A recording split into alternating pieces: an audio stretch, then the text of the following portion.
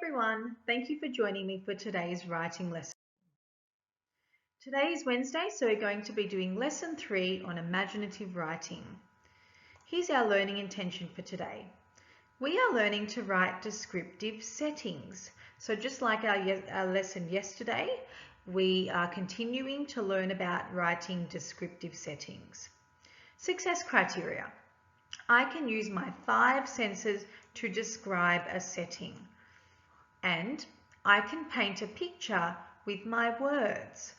So just like yesterday as well, we will be continuing to use our 5 senses to help us write a descriptive setting.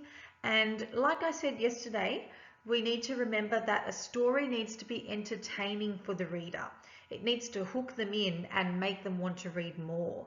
So we need to be able to make our writing so interesting so that it paints a picture in our readers' heads. Let's quickly go through the senses before we start our lesson today. The first one is hear. What can you hear?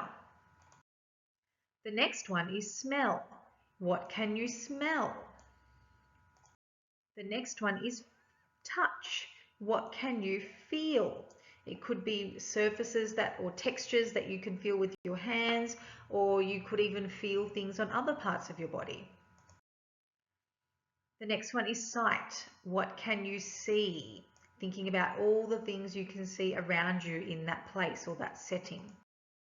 Now what we're going to do is practice having a go at describing a setting.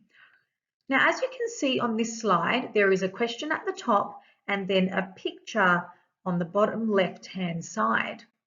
The question says, what descriptive words could you use to describe this setting? What might you feel, smell, hear, or see? So we really need to use our imagination for this. Even though we can see a picture of the setting, we're not really there. So we need to imagine and paint a picture in our own heads of what we might be able to feel, smell, hear, or see in this setting. I will show you my examples. I can hear birds chirping in the trees. I can smell sweet flowers. I can feel soft grass under my feet. I can see spotty toadstools. So those are the things that I came up with when I used my 5 senses to imagine what I might be feeling, smelling, hearing, or seeing in this setting.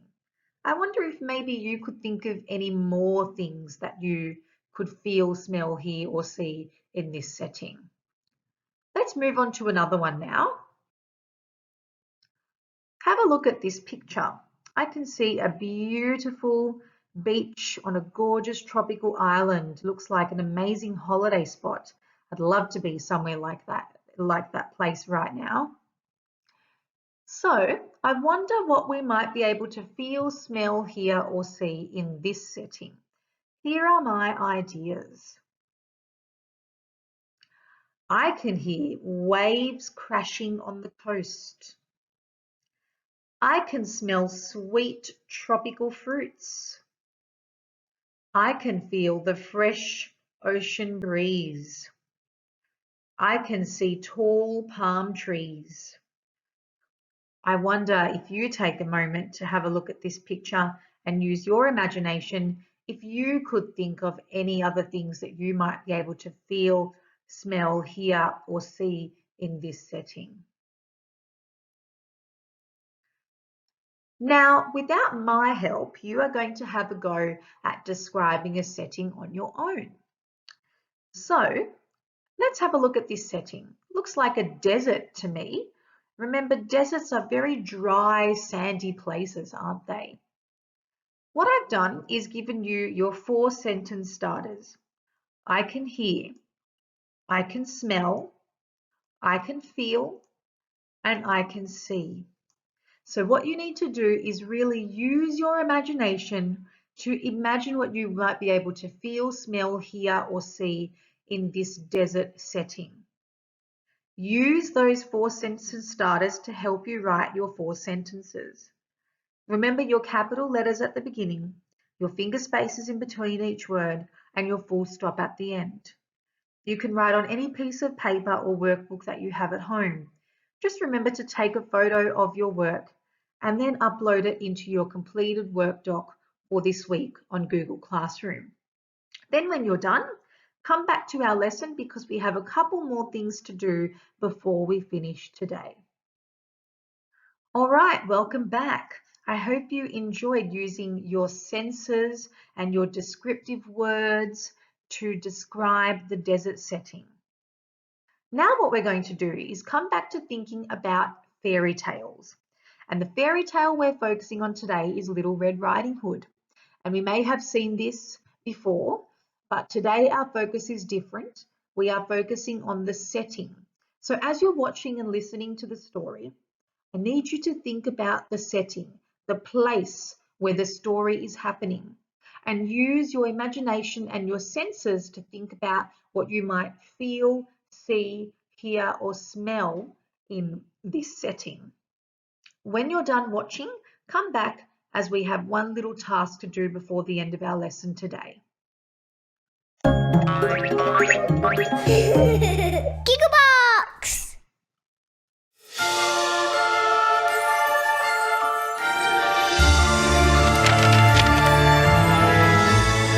This is the story of Little Red Riding Hood. Once upon a time, there was a little girl who lived in a village near a big forest. Her grandmother had made her a beautiful red cloak with a big red hood, which she wore every time she went outside. And so everyone in the village called her Little Red Riding Hood. One day, Little Red Riding Hood's mother said, "Grandma isn't feeling very well. Will you take this basket of food through the forest to her cottage?" Yes, Mother. said Little Red Riding Hood. I sure would love to see Grandma. She put on her red cloak and she pulled up her red hood and she took the basket of food into the forest. Remember, Her mother called after her. don't talk to any strangers along the way. I won't. Little Red Riding Hood promised, and she skipped down the path and into the woods. Little Red Riding Hood did not have to worry about getting lost in the forest because she knew the way to Grandma's house very well. But along the way, she saw some beautiful wild flowers growing near the path. I bet Grandma would really love these. She said to herself, and she stopped to pick a few. Hello, little girl, Said a deep growling voice from behind her. Little Red Riding Hood was very startled. She spun around and saw a big bad wolf standing in the shadows between two trees. Hello. Said Little Red Riding Hood. She didn't know that the wolf was bad, and she had already forgotten her mother's words about talking to strangers. Where are you going on this fine day? Asked the big bad wolf. I'm going to my Grandma's cottage on the other side of the forest. Said Little Red Riding Hood. She isn't feeling very well, so I'm bringing her this basket of food and these flowers. What a sweet girl you are, Said the big bad wolf. He smiled and showed his mouthful of sharp teeth. The big bad wolf was quite hungry, and he was not interested in the basket of food. I had better be going. Said Little Red Riding Hood, Bye. and she skipped off down the path. The big bad wolf's stomach grumbled and growled with hunger, and suddenly he had an idea. As quick as he could, he ran through the forest all the way to Grandma's cottage. The sneaky wolf opened the door very quietly and found Grandma asleep in her bed. He picked up the old woman, opened his great big mouth, and he swallowed poor Grandma in one gulp. Then the big bad wolf climbed into the bed and pulled the blanket up to his chin. He put on Grandma's glasses and her nightcap, and he waited for the little girl to arrive with her flowers and basket of food. When Little Red Riding Hood arrived at the cottage, she opened the door quietly and found Grandma lying in bed. Hello, Grandma. She said, Mother told me you weren't feeling well, so I brought some food and some flowers. Do you like them? What a sweet little girl you are. said the wolf in his fake grandma voice. Come closer, my dear. Little Red Riding Hood took a step closer and she noticed that something looked a little different about Grandma. My, She said, what big eyes you have, Grandma. All the better to see you with. said the big bad wolf. Come closer, my dear. Little Red Riding Hood took another step closer to the bed. My, She said, what big ears you have, Grandma. All the better to hear you with. replied the wolf. Come closer, my dear. Little Red Riding Hood took one more step closer. My, what big teeth you have, Grandma. She said in surprise. All the better to eat you with. Growled the big bad wolf. He jumped out of the bed, and as he opened his great big mouth, Little Red Riding Hood shrieked and tried to run, but the hungry wolf grabbed her up and swallowed Little Red Riding Hood in just one gulp. Outside the cottage, a woodsman happened to be walking through the forest when he heard Little Red Riding Hood's shriek of surprise. He hurried inside and he saw the wolf with his huge round belly. The woodsman grabbed the big bad wolf, turned him upside down and shook him by his feet. Little Red Riding Hood came tumbling out of the wolf's mouth and Grandma followed. The three of them chased the big bad wolf out of the cottage, out of the forest and over the hill. The big bad wolf ran for his life and was never seen again. Little Red Riding Hood learned her lesson and she never, ever talked to strangers again. The end. Remember to please like the video and subscribe to our channel so you can stay updated on all our new videos. Bye!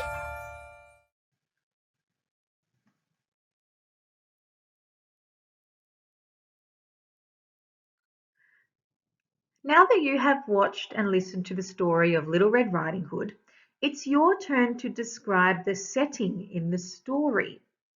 What I've done is I've given you your 4 sentence starters to help you. I can hear, I can smell, I could feel, and I can see. So what you'll need to do is again use your imagination and your senses to help you. Imagine what this setting might be like. Then on any piece of paper or in your workbook at home, you can write down your 4 sentences. And don't forget to take a photo of your work and upload it into your completed work doc for this week. Just remember, when you're thinking about the story of Little Red Riding Hood, where the story is actually set. So we do see Little Red Riding Hood set off from her house and then she goes into the forest where she ends up spending quite a bit of time there. Then she ends up at Grandma's cottage. But most of the story is really set in the forest. So the forest is probably a great setting for you to choose to write about today. Think about the noises you could hear, the sounds around you, the smells. Maybe you could smell the sweet flowers that Little Red Riding Hood was seeing in the forest. Maybe you could feel a breeze through the trees, or soft grass, or leaves.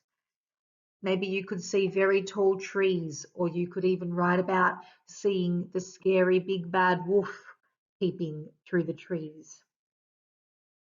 I hope you enjoy writing about the setting of Little Red Riding Hood. We can't wait to see what you come up with.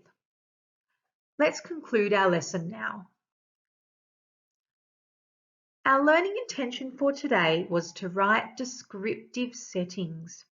And we did that by using our senses to write a descriptive setting about a desert setting. And we also wrote about the setting in Little Red Riding Hood. Here's our success criteria. I can use my 5 senses to describe a setting. We definitely did that. We talked about what we might be able to see, hear, smell, or feel in different settings. And I can paint a picture with my words. We also did that by making sure our writing was descriptive, using adjectives, describing words to describe different things in different settings, and making sure our writing was interesting to hook our readers in and to make them want to read more.